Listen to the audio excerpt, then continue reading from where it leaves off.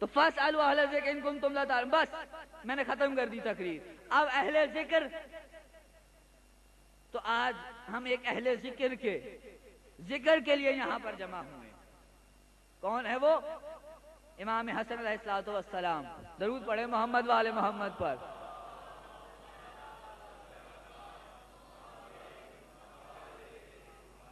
تو اہل ذکر وہ ہیں، ان سے جب پوچھو جواب دیں گے، جو سوال پوچھو جواب دیں گے، جس طرح پوچھو اس طرح جواب دیں گے، جس زبان میں پوچھو اس زبان میں جواب دیں گے۔ اہل ذکر وہ نہیں ہے کہ اس سے کوئی زبان میں آگے عربی ہو اور فارسی میں آگے سوال کرے تو وہ کہے رکو پہلے مترجم کو بلاؤں گا پھر جواب دوں گا۔ وہ اہل ذکر نہیں ہے۔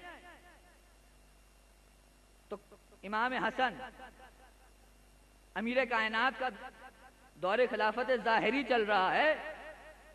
ابن اصغر یہ کیسر روم تھا، اس نے امیر شام کے پاس، اہل ذکر کی ڈیفینیشن کر رہا ہوں یاد رکھیے گا، اس نے امیر شام کے پاس اپنے قاصد کو بھیجا، کہا میرے 5 سوال ہیں، جا کے جواب لے کر آ امیر شام سے، اگر وہ خلیفۃ الرسول ہوا تو جواب دے گا۔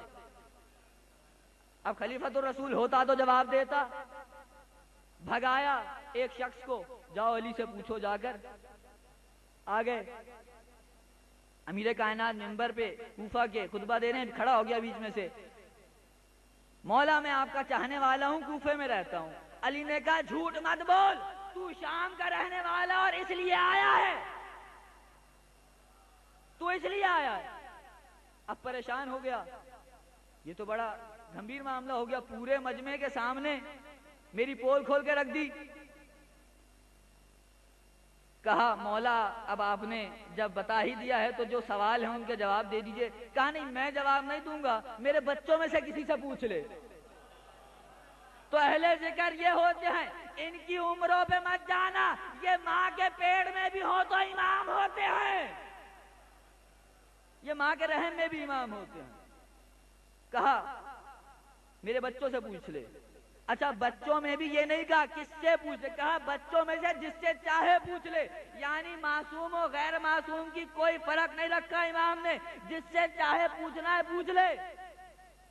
جناب عباس بھی تشریف فرما ہے، محمد حنفیہ بھی تشریف فرما ہے، عثمان ابن علی بھی تشریف فرما ہے، جعفر ابن علی بھی تشریف فرما ہے، سارے بیٹے بیٹھے ہوئے۔ اب اس نے دیکھا کہ کیونکہ امام حسن ان میں سب سے زیادہ بڑے ہیں لہذا ان سے پوچھ لیتا ہوں۔ اب جب امام حسن کے پاس آیا سوال کرنے، اہل ذکر کی تعریف کر رہا ہوں ذہن میں رکھیے گا، آیا امام کے پاس، اب امام نے کیا کہا، تو اتنی کوفت اور اتنا بڑا سفر جھیلتا ہوا آ رہا ہے، اتنی زحمتیں اٹھاتا ہوا آ رہا ہے، تو کیا زحمت کرے گا سوال بتانے کی؟ سوال بھی میں بتاتا ہوں، جواب بھی میں خود دے دوں گا۔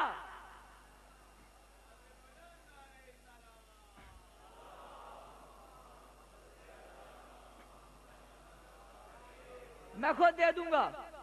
اس سے کہا قبلہ پہلے آپ کے والد نے مجھے اتنا حیران و پریشان کر دیا، میرا تمام سابقہ لحقہ بتا دیا، اب آپ اتنا پریشان کر رہے ہیں کہ بغیر سوالوں کے جواب دے رہے ہیں۔ کہا سن تیرا پہلا سوال، ذہنوں کو میری طرف متوجہ رکھیے گا، سن تیرا پہلا سوال کیا ہے سوال؟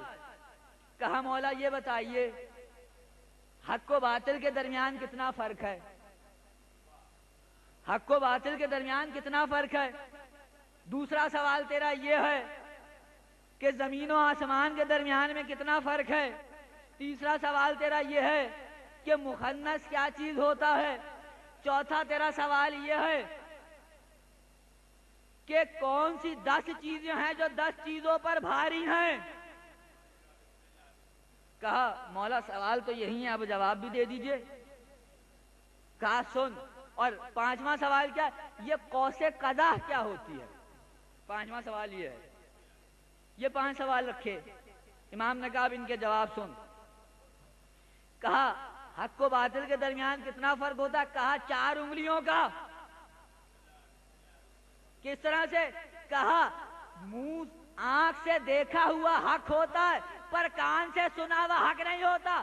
ہر کان سے سنا ہوا حق نہیں ہوتا، لیکن ہر آنکھ سے دیکھا ہوا حق ہوتا ہے۔ یہی فرق ہے حق و باطل میں۔